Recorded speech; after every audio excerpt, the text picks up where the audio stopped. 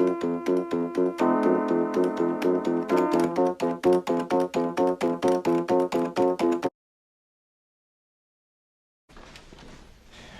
show Mr. Hooper our accident here.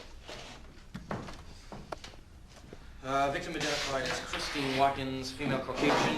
Yeah, now here's the way we have it. Probable boating accident. Yeah. All right. The height and weight of the victim can only be estimated from the partial remains.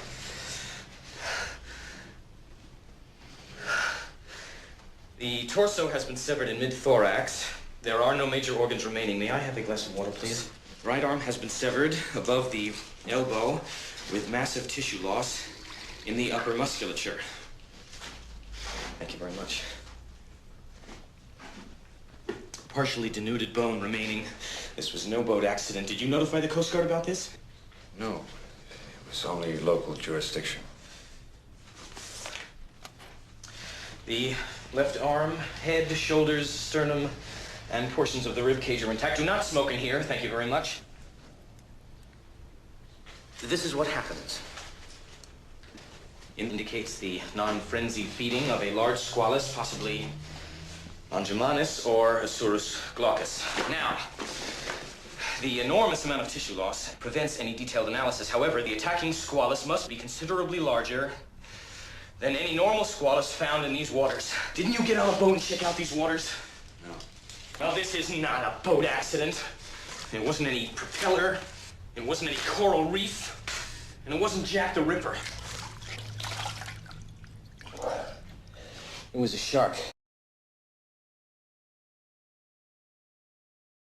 Let's show Mr. Hooper our accident.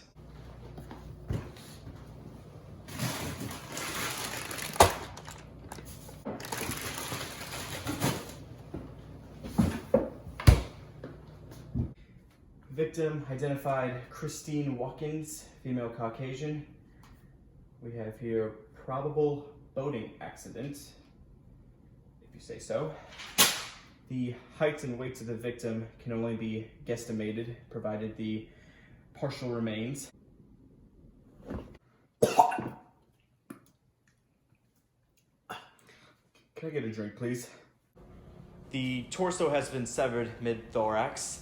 There are no major organs remaining, and the right arm has been severed above the elbow with massive tissue loss in the upper musculature. Thanks a bunch.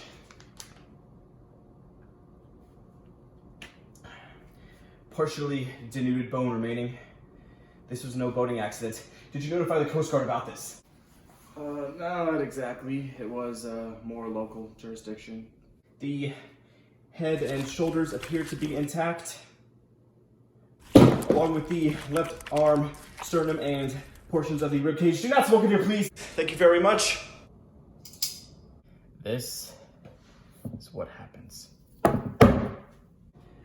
Indicates the non-frenzy feeding of a large squalus, perhaps Homogemaminus or T. rectodactyl.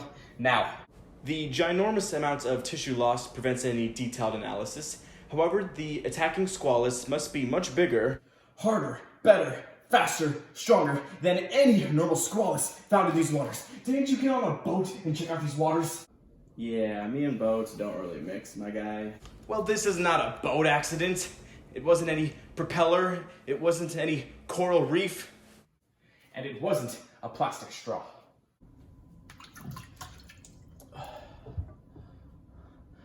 It was a shark.